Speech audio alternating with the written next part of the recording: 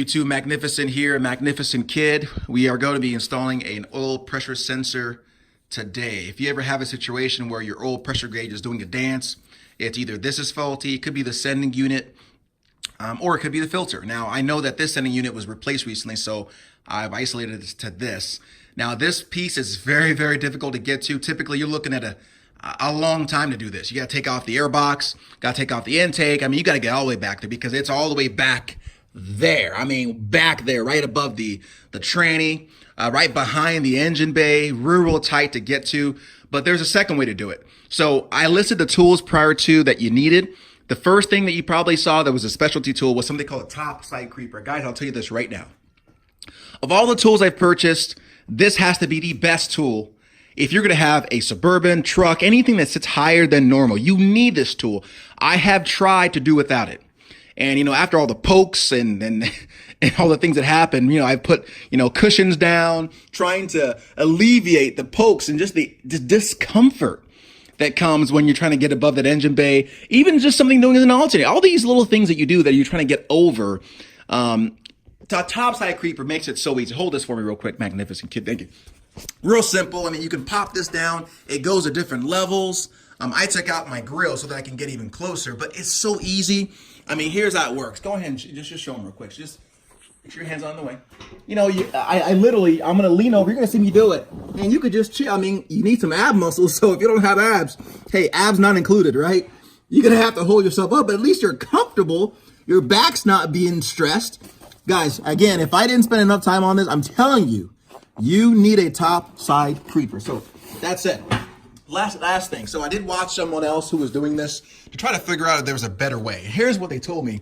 And I'm glad he did the video he did. However, I want to tell you now, when you watch things, if it's not the exact vehicle that you have, you might want to be a little bit, not weary, but, you may have to make adjustments. So the guy told me, first, you need to get a little ratchet that swivels back and forth. Okay, and I got that. He told me that also, that I need to get a universal joint. I got that. In addition to the universal joint, I was told I need to get one of these, the little extension. Then from the extension, I would attach my ratchet. Now, I tried for a good 30 minutes. I just couldn't get through until I realized that my pressure sensor was sitting differently than his. And I just said, you know what, I'm going to do it the right way, or at least my way. And I try to start, inventing things based on what I saw. And by the way, because that piece is so tight back there, you may not know how it sits. The best way to find out is get your phone, put it on video mode, and stick it back there. Hold this for a moment. So I'm going to show you. I'm hoping you'll see it, but hopefully it doesn't go upside down. I'll tell you what I got to take off. You notice this right side's easy. But you'll just get back there, stick your phone back there, and I hope you see something. See that little clip? That's the clip, the electronic part that goes on top of the oil pressure sensor. That little hole with the oil in there, that's where it sits on top of, right? So this is me using my phone. This is what made the difference, where I figured out that his was sitting different than mine, that I had to do what I had to do. So I suggest you do that first and go forward. Now I'm going to attempt, now that I've seen what it looks like, to use a hook tool and draw out the filter. That's the next step. So this is one of those jobs that you call Ant-Man for, right? So I didn't have Ant-Man, but I have 10 Magnificent Kids. And I got one Stretch Armstrong that's going to get that filter out. That thing is in there. And we're going to get it out. So we're using some, if you have Magnificent Kids, again, those aren't included in the job. You can go ahead and call them to use their skinny hands to be able to get in there. Otherwise, you might come out a little bit. Ant-Man, but it actually turned up that the Hulk, aka Wolverine, aka Magnificent, was actually able to pull it out. But it was with the help of these guys. He was able to feel it with his fingers. Because I was kind of saying that it wasn't in there. Because some mechanics say that some vehicles, Chevys, don't have these filters. And if they don't, leave it alone. Whereas others were saying, no, it's in there. So I was starting to doubt because, again, it's deep in there. But notice I'm using a dental pick. Grab me that other hook tool there. I tried that little blue hook that I had. Too big. So you're going to have to, let me show them. Hold this. So here's how I had to do it. I put my hand behind there, and then I use my left hand, and I snake this through, and that's without the filter, of course. I snaked it through like this. So my hand was like so. Once I got in there, I got it in there, and you got to have a hook like this. This is too big. It has to be curved, and I just got this little dental pick set from eBay for like $5, by the way. And I just went in there, just went deeper, and I was just scraping the sides, and I didn't even think I got it until I pulled it out, and lo and behold, here we go. So here's the replacement. Just so we're clear, it's critical you put the hook back the way it goes. The open end will go up. So don't put it like this, and it can't really go like that anyway, but it'll go straight like that. Just push it down, and then everything else will take care of itself. So this is, again, one of the issues that happens, guys. One thing you can do, again, if you don't want to get a new one, it's too expensive. I mean, it's pretty cheap anyway. I should just get one. It's only like $10. But if for whatever reason you can't have access to one right now, you can just clean this out, right? Use the brake parts cleaner deal to just clean it out. I believe brake parts cleaner. Again, go ahead and tell me in the comments what you would suggest using to clean this kind of filter. But this is it, guys. So we're going to replace it with this bad boy here, brand new, and go from there. Pressure sensor back to save you trouble from becoming a very good fisherman, meaning if you just try to go ahead and try to thread this thing with your hands, I know a lot of people who will spend their time fishing this thing out of the engine bay. It's very frustrating. Here's the next best suggestion. Go ahead and put the oil pressure sensor in the 1 1/16, and here's what you're gonna do. Go ahead and grab this razor for me, please.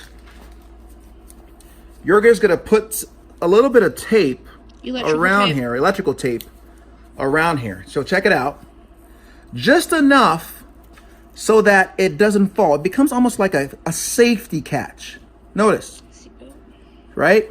But you're gonna put it in a certain way where it isn't tight. Key word, it's not tight, but it's just enough where it's not gonna fall out. See? Trust me, you're gonna thank me later. Put one there. Now, I messed up actually, because I'm supposed to do it like this. You're gonna snake it all the way through. Oopsie. Yeah, you got to make sure it's connected where it's easy to take off, because once you get it in, you're only going to screw it enough where you got it threaded enough where you can do it by hand. Then you're going to remove the tape. The whole goal is to not have this fall in the engine bay. So check this out. What will happen if it does? I'm going to snake it in a way where I can grab the tape easily. So to do that, I'm going to flip it like so. Bam. You want some slack so that you can grab it. And then when you're done, just bam, bam, bam. Unroll it slowly all the way to the very end, and you're going to pull it out. So go ahead and cut this off. All right. Going to get it in just enough. Well, I just a little bit, just slightly pulled up on the socket. And obviously, if it's not coming up, you know you got to thread it in well enough. I'm just going to do it a little bit more just to make sure. I'm just threading it with my hand before I get the socket in there. And then I'm going to start getting the tape off. Okay, I'm pulling it up. I think we're good to go, folks. So I'm going to start feeling for the tape. And what I found is my gloves didn't really let me feel for the tape, so I had to take my gloves off. So the gloves are coming off, baby. You might get a little scrape here and there, but it is what it is. Feel for that tape. All right, I got it. Now I'm just pulling it as I'm going through. And, oh, actually, the socket's coming off. There it is. See? So now I could just go ahead and thread it in by hand. Don't have to worry about the tape. And once it's threaded in good enough, and the whole goal again is to make sure that this doesn't fall in there and you don't cross thread. So it's in there. Now I'm gonna remove the tape and I'm gonna reset with my ratchet and get it tight. You do not want to over torque it. There's a lot of people who they wanna over torque this thing like it's Kingdom Come. Just get it tight. I can't get a torque wrench in there. If I could, it would be great. I mean, if you took the intake and everything else off, awesome. But I'm just gonna tighten it where it's tight, but it isn't the end of the world tight. So I'll do that and come back. So the way to get this on, so you're gonna go ahead and put this socket back on the oil pressure sensor. Just get it in there, make sure it's solid. Feel for it. And of all times to be patient, it's now, because you've gone this far. Don't try to bum rush it or go fast at this point. All right, so my socket's on. So how do you get this swivel on? Go ahead and back up a little bit. This thing, I don't know if everyone has it, but I have it here. It's really cool. It moves. You're gonna release it and get your hand in there. Get your hand on the socket, and this is the same time. I know do it like this. I'm gonna, once I feel the socket close, while it's loose, of course, release the lock, get it on the socket. Once I get it attached to the socket, then I'm gonna lock it. I'll do that. All right, so I got it in there, and you're gonna have to start slow. I'm very, very attentive to the click. I don't know if you can hear it. Hear the click? I'm just listening for the click to make sure it's actually turning. One of the things I'm doing, I'm sticking my hand in there to create a wedge.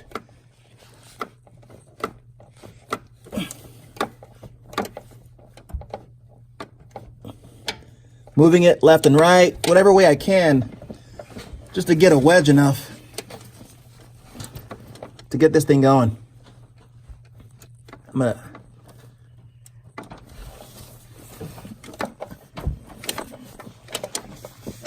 moving different ways. There it is.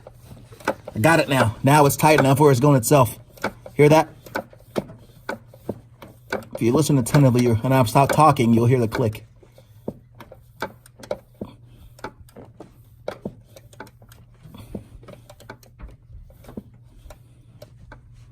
Wait a minute. I'm sure, hope I'm not going the wrong way. It didn't flip on me.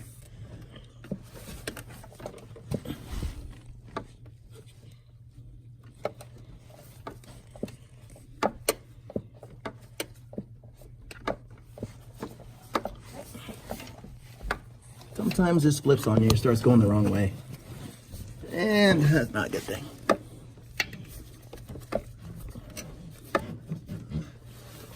Yep, it was.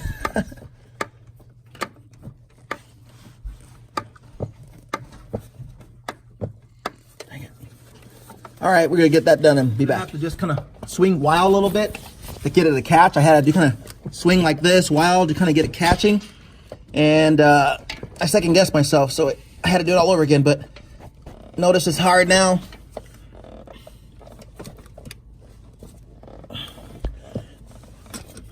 All right, that's about tight right there.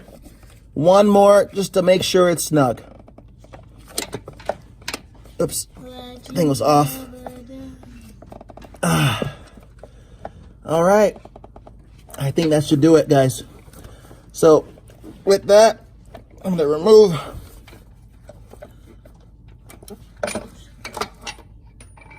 I'm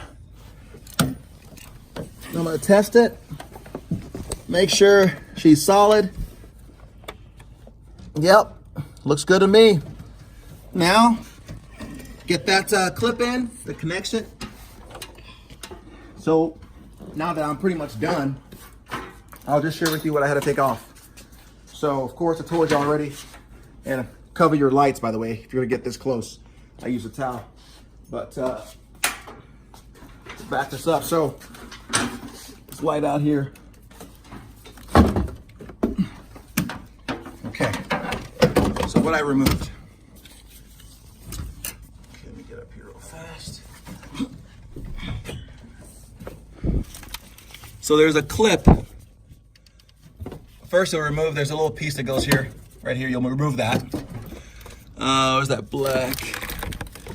There's that clip. This little, oh, sorry, I was wrong. This clip, this hose goes there, I think. I'll figure it out. But there is a little evap. Where's that little, it has a little green, there it is, right there. That's what I was looking for. The evap line, it was in the way. Now, you notice there is no clip on there. That's because I broke it. It's being too forceful, but you'll just simply pop the clip up, and it's a quick connect. It just literally connects like so, and the clip will just, you just slam it down, not slam it, but just push it down and it'll go in just fine. You'll remove that first. That'll get out of the way. You remove this one, right? There's a evap line right there. I think this is where this one goes. You'll pop that off. And then the hard piece, the hard part, quote unquote, is the fuel line. It's a quick connect on the fuel line. So there's different ways, but this is a fuel line connector, not this one. Actually, if you notice here, can you see? Get in there, would you? This little gray piece right here, it's a fuel line disconnect tool. So I'm gonna take it off. It's plastic. So inside the fuel line, there's these little clips, or there's that little, it's, I forgot what the name of it is, but it makes sure that things only go in, but it can come out. But it easily connects. So this piece, and each car is different. This was a 5/16. You'll just simply wrap around the fuel line. You'll press it in. So press it in, and that pressure will release it, and you just pull the fuel line back, and it pops out. Of course, there'll be some fuel coming out. No need to worry about it. Put towels or whatever else, but you shouldn't have that much coming out. And then you simply get out of the way. Get everything out of the way. Once all that is out of the way, then you can do what you do. So I'm just gonna do it in reverse process after I get that clip in. And we got that thing changed, guys. So that said, any questions, comments? If you guys found a different way, let me know. But that is the easiest way I found to do this. If you have the right tools, it's again frustrating if you have to go fishing. I dropped my phone in there once, but you're looking, I don't know, 2 hours for a novice, 3. Worst case scenario, 3 hours just to be safe and taking the right things off, maybe making some notes, and you'll get this done right. But again, you got this. You can do this. It's not very, very difficult. That said, Maknificent signing out. So we're putting the clip on. So here. So there's the clip. Yeah, right here. Let me get Is it gonna? the oil pressure, the fuel line out of the way for you. Okay.